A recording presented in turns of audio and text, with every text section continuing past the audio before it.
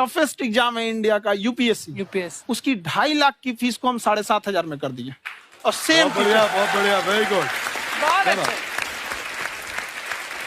और इंडिया के सबसे बेस्ट टीचर के साथ जो भी हैं वो अपने सब्जेक्ट में उससे बेस्ट इंडिया में कोई नहीं। और इतना के बावजूद ऐसे हम लोग को लगता होगा 7,500 बहुत कम है। एक लड़की ने कहा कि सर शाम वाले बैच को ना मॉर्निंग में कर दीजिए।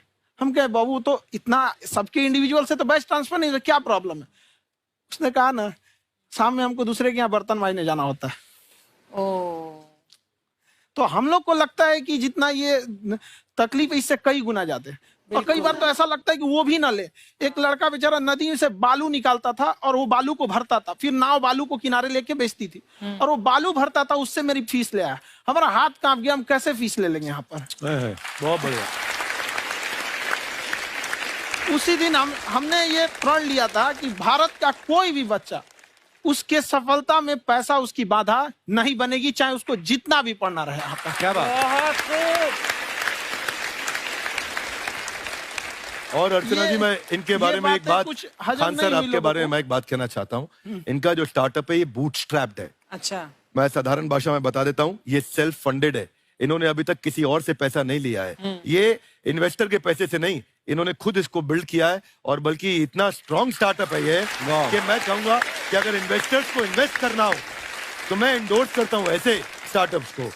यही सब चीजों को देखते हुए कई लोगों ने धमकी भी दिया था वहां पर। अच्छा। और उसके बाद बम चला दिए और 7-8 बम चला दिए और कुछ ब्लास्ट हुआ। एक बेचारा नया लड़का आया था एडमिशन लेने के लिए, उसकी स्कूटी उड़ा दिया। वो आया था, कहा कि सर हम तो पढ़ने आए थे, हमारा स्कूटी उड़ गया। हमारी ऑफिस उड़ा दिए सब। एक तो पास में आके गिरा और नहीं फटा वो।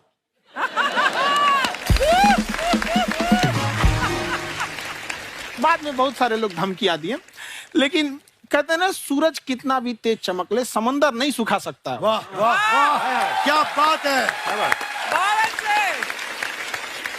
मैम एक्चुअली ये फीस कम करने का एक और रीजन है। 2.5 लाख 3 लाख की जो फीस में सब लोग पढ़ाई एफोर्ड नहीं कर पाते। इसलिए वो कुछ ही लोग एफोर्ड कर पाते हैं, तो उनका मेंटल लेवल तो बहुत ऊपर चला जाता है। लेकिन एक पूरे देश का मेंटल लेवल थोड़ा सा स्टेबल नहीं हो पाता। तो जब फीस कम रहेगी तो हर वो लड़का तैयारी करने के लिए आगे आएगा जिसका सपना है देश के लिए कुछ करने का। सीटें लिमिटेड हैं, उन्हें को मिलेगी, लेकिन जिन्हें नहीं मिलेगी उसे मिलेगा देश का एक जिम्मेदार नागरिक। तो इस देश को बदलना। क्या बात है। हम लोग विश्व गुरु कहे जाते थे, क्यों? क्योंकि दुनिया से लोग हमारे यहाँ पढ़ने आए थे। चाइना से ह्वेनसांग आया, फायान आया, आज कोई नहीं आता है। हम लोग का उद्देश्य एक समय आएगा जो फिर आएंगे यहाँ पढ़ने के लिए। क्या बात है। पर आप देखो अर्चना जी, सबसे ज्यादा आईपीएस आईएएस बिहार से निकलते हैं। आप देखो पढ़ाई लिखाई में पॉलिटिशियन बहुत बड़े बड़े निकले हैं। तो ऐसा नहीं है, हर ऑप्शन भी नहीं है वहाँ पे, इंडस्ट्री नहीं है, खेती करेगा तो कोई खास वो नहीं रहे, ऑप्शन भी नहीं है। सही बात है। बिहार की मिट्टी में एक चीज है, जिद तो बहुत जबरदस्त है। कुछ भी नहीं रहेगा तो सब कुछ पाने का उसको जिद रहेगा, करके भी दिखा देगा। वहाँ पे कर देंगे हम आपको। विवेक सर, आपके बारे में हमने सुना एक बार आप संन्यास लेने चले गए थे। कौन वापस लेके आया आपको? फिर कहाँ तक पहुंच गए थे आप? नहीं, मैं एमबीए की पढ़ाई के बाद मैं ये सोचा था कि अपना जीवन भगवान की सेवा में समर्पित कर दूं। अच्छा जी। बहुत साल मैं वृंदावन में रहा था और गुरुकुल में रहा था। अच्छा। और वहाँ सेवा करना, बहुत अच्छी शिक्षा मिली। मैं बोलता हूँ मेरी असली एमबीए वही थी, मोस्ट ब्यूटीफुल एसोसिएशन। वाह। और मैं वहाँ भगवत गीता पढ़ी, जहाँ मुझे गीता से लगाव हुआ। तो मेरे गुरुजी का आदेश था कि आप भगवत गीता को बिजनेस मैनेजमेंट के साथ जोड़ के देश दुनिया में बताओ। मेरे को लगा बड़ा मुश्किल काम है। मैंने बाद में देखा कि डॉक्टर स्टीफन कॉवी, जिनकी किताब है 7 habits of highly effective people, आप सबने पढ़ी होगी, उन्होंने बोला मैंने 7 हैबिट भगवत गीता से लिए। और हमारे देश के लोग ऐसे हैं जो मेरी किताब पढ़ते हैं, जो कि 3.5 मिलियन कॉपीज बिक चुकी हैं, और भारत में भगवत गीता नहीं पढ़ते। तो मुझे लगा कि मैं गीता विद मैनेजमेंट के ऊपर आकर के बातचीत करूं। मुझे लगा बहुत कठिन होगा, पर मेरे गुरुजी का आदेश था कि कठिनाई आपको तभी तक दिखेगी जब कठिनाई को देखोगे। तो एक छोटा उन्होंने मुझे बताया, पूछा कि इस कमरे में लाल रंग कितनी जगह है, देखो आप भी एक बार जरा देख के बताओ। 7-8 जगह लाल रंग दिख रहा है यहाँ पे आपको? 1 ये 2, वो लाल रंग टी शर्ट पे 3 4 5, ये लाल हो गया 6, उधर लाल हो गया 7, एप्पल लाल, बिल्कुल ठीक 7। पर जब आप लाल रंग ढूंढ रहे थे तो क्या आपको हरा रंग दिख रहा था? Yes no? नहीं। जब आप लाल रंग ढूंढ रहे थे तो क्या आपको काला रंग दिख रहा था? Yes no? नहीं। नो। जिंदगी भी ऐसी है, जो ढूंढोगे वही मिलेगा, बाकी कुछ नहीं मिलेगा। तो उन्होंने कहा कि आप इसी सोल्यूशन पे फोकस करो और गीता के मैसेज को पहुंचाओ।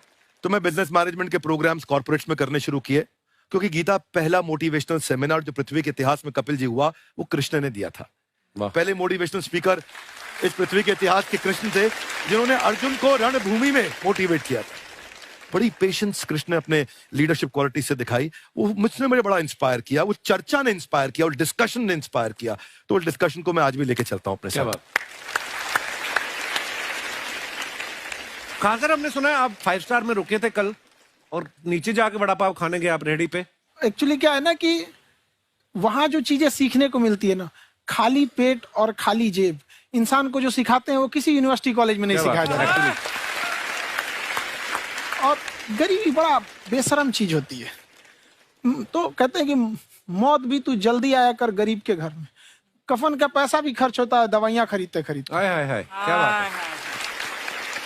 और खान सर की खासियत ये है कि जिसको तो पढ़ना है, जिसको एजुकेशन चाहिए, वो तो इनका वीडियो देखते हैं।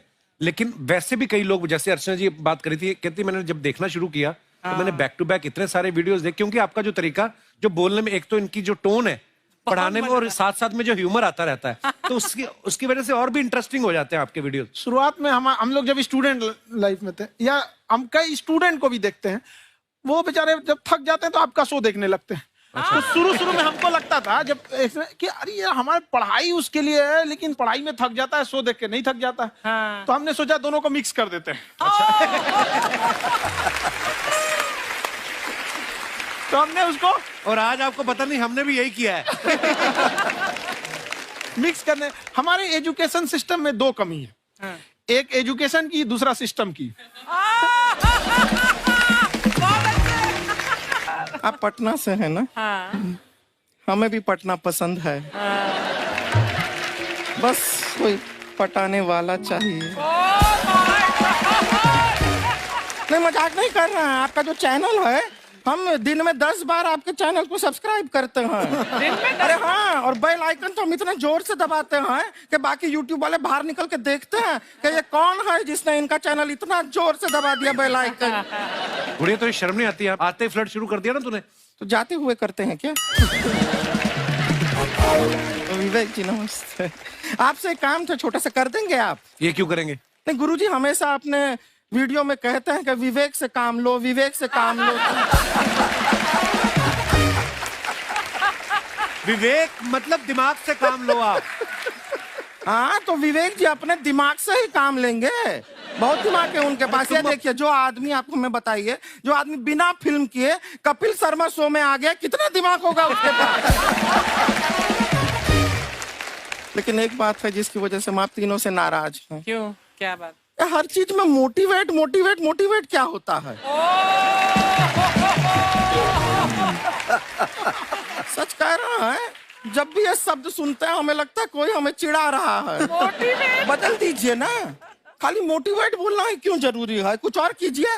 रोटी वेट, छोटी वेट, पतली वेट, कुछ भी बोलिए, मोटिवेट हटाइए। तो गुड़िया, तू भी एक्सरसाइज किया कर ना। देख डॉक्टर साहब ने कितना वजन कम किया है, तू भी कर ले। ठीक है, फिर मोटिवेट से ही चला लेंगे। लेकिन मोटिवेशन कोई बुरा बात नहीं है।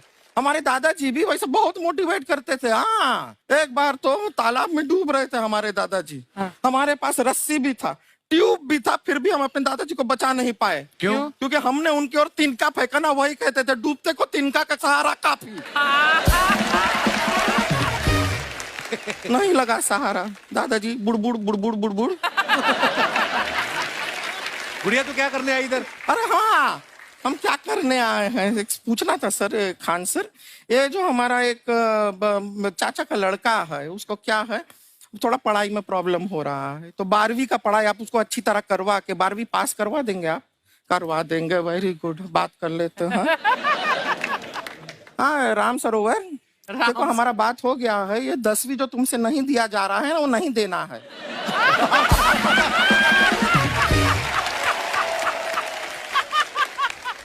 टेंशन नहीं है, 10वीं का खान सर से बात हुआ, ये सीधा 12वीं पढ़ा के पास कर देंगे। अरे ऐसे नहीं होता, पहले 10वीं पास करनी पड़ेगी, फिर 12वीं होगी ना।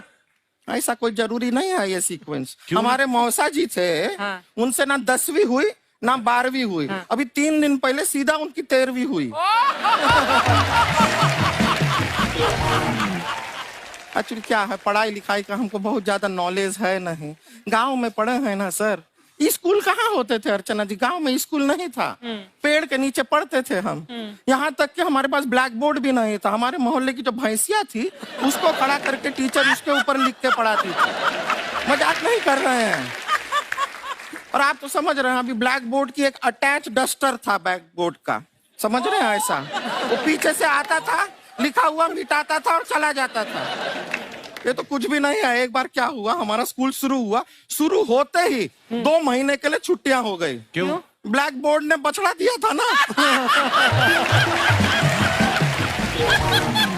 तो वैसे आप लोग ना इतने ज्ञानी हैं, सब कुछ जानते हैं। आपसे एक टेक्निकल सवाल पूछे। एक बार ना 4 दोस्त थे, 4 दोस्त, साम दाम दंड भेद। वो डिसाइड करते हैं कि चलो एक गेम खेलते हैं, तो टीम्स बनाते हैं। तो साम दाम ने एक टीम बनाया। इस पे भेद को बहुत गुस्सा आया, पता है क्यों? क्यों? क्योंकि भेद को दंड मिलाना